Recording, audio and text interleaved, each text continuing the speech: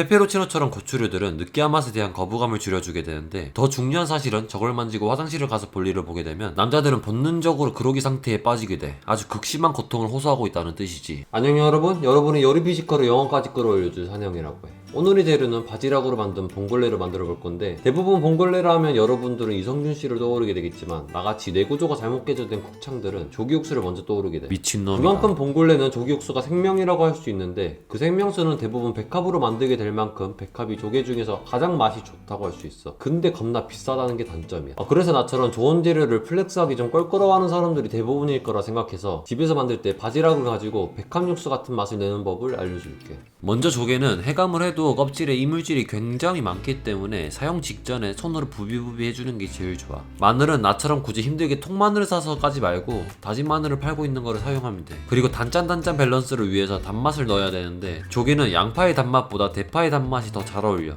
굳이 없으면 쓰지 않아도 되지만 집에 굴러다니고 있다면 묻지도 따지지도 않고 바로 끌고 와. 한 가지 팁을 주자면 하얀 부분보단 녹색 부분을 사용해주는 게 좋은데, 겉부분은 섬유질이 굉장히 많아서 육수용으로 따로 빼두고 안에 심지 부분이 단맛이 많기 때문에 심지 부분을 사용해주면 돼. 허브는 이태리 파슬리가 가장 잘 어울리는데, 우리들의 집에는 야채가 없는 게 국룰이지만 건조된 거라도 사용해주는 게 좋아.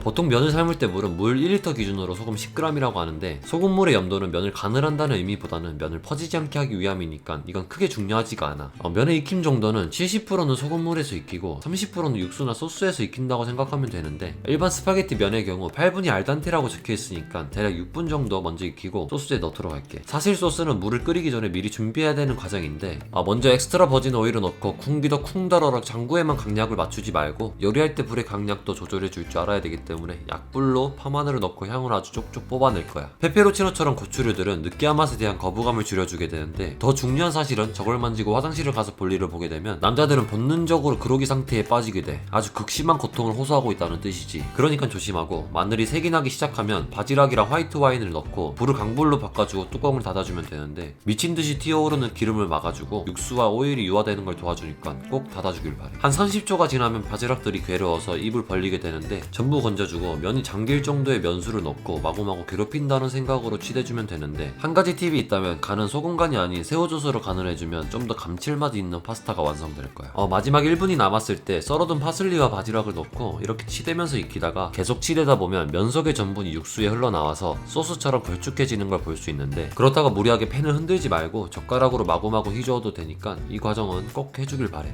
이제 면을 다 익히고 접시에 담을 때쯤 점점 식으면서 소스가 걸쭉해지는데, 생각보다 육수의 양이 흥건하게 있어야 돼. 오늘은 이렇게 바지락을 가지고 봉골레를 만들어 봤는데, 생각보다 육수를 쓰지 않아도 맛이 잘 나온다고 느낄 수 있는 맛이니까 한 번씩 다들 따라해보도록 하고 댓글을 남겨줬으면 좋겠어. 오늘은 여기까지. 영상이 괜찮았다면 구독, 좋아요, 알림 설정을 잊지 말고 다음에 보자고. 그럼 안녕.